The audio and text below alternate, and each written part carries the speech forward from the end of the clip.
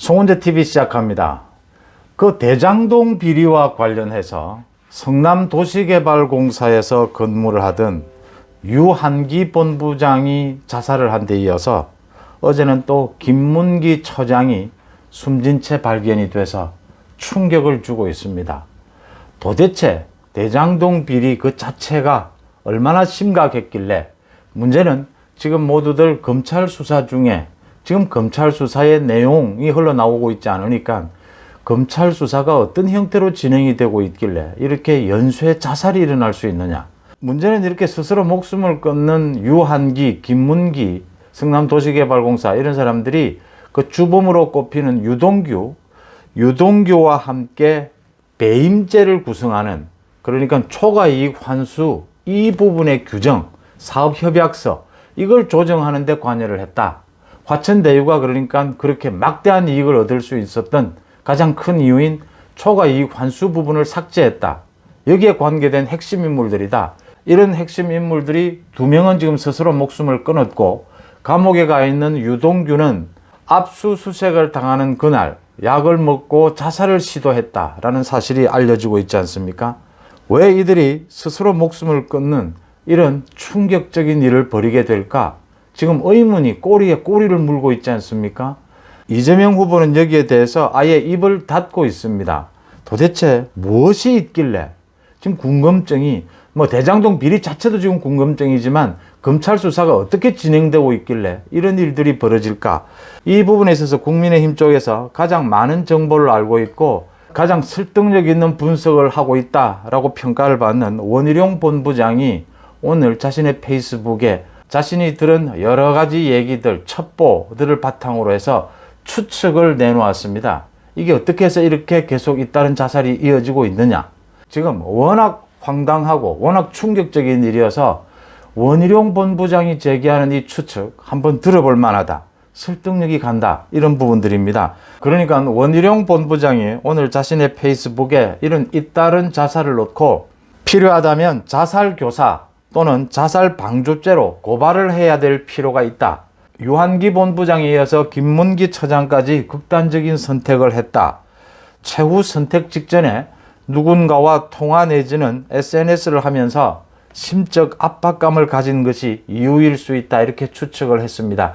이런 지금 추측들이 나오는 것은 지금 김문기 처장의 경우에는 검찰 수사를 받고 있고 핵심 인물이긴 하지만 참고인 조사를 받았다라는 것이고, 어제 그러니까 자신의 사무실에서 숨진 채 발견이 됐는데, 직원들에 의해서 발견이 됐는데, 주변에서도 왜 이렇게 극단적인 선택을 했느냐, 설득력 있는 이유가 나오지 않고 있는 겁니다. 그러니까 지금 여러 가지 추측이 나올 수밖에 없는데, 원희룡 본부장은 또 이런 연쇄적인 죽음에 보이지 않는 손이 작용하는 것으로 추측이 된다. 의문이 일고 있다.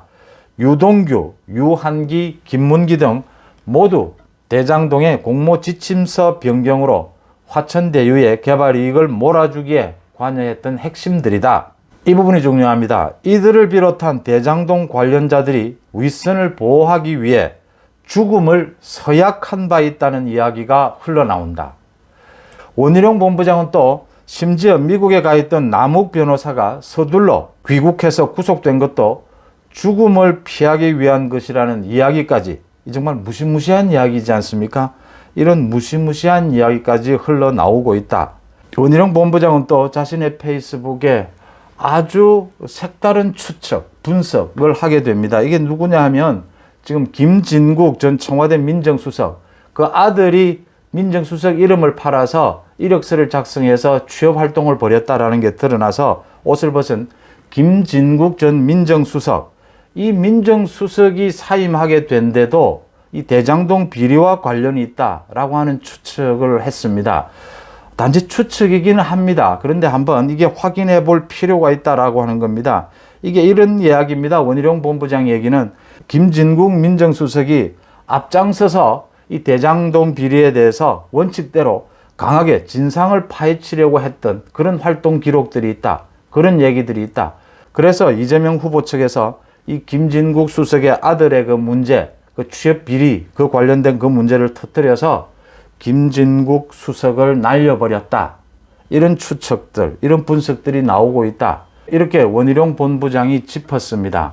대장동 비리를 둘러싼 3명이 잇따라 자살을 시도하고 2명은 스스로 목숨을 끊은 이런 무시무시하고 충격적인 이 사태를 놓고 지금 검찰 수사나 대장동 비리 자체에 대한 얘기, 설득력 있는 얘기가 없으니까 굉장히 많은 추측들, 굉장히 많은 소문들이 지금 나오고 있습니다. 떠돌아다니고 있습니다.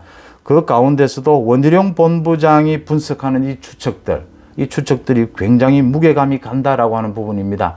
특검 지금 불가피하고요. 이재명 후보가 그리고 민주당이 이리 빼고 저리 빼고 각종 핑계를 대서 지금 특검을 미루고 있는데 특검도 당연하겠지만 이런 잇따른 자살, 원희룡 본부장에 의하면 대장동 비리의 몸통을 보호하기 위해서 윗선을 보호하기 위해서 죽음의 서약을 했고 죽음의 서약에 따라서 이렇게 스스로 목숨을 끊는 이런 충격적인 일들이 벌어지고 있다.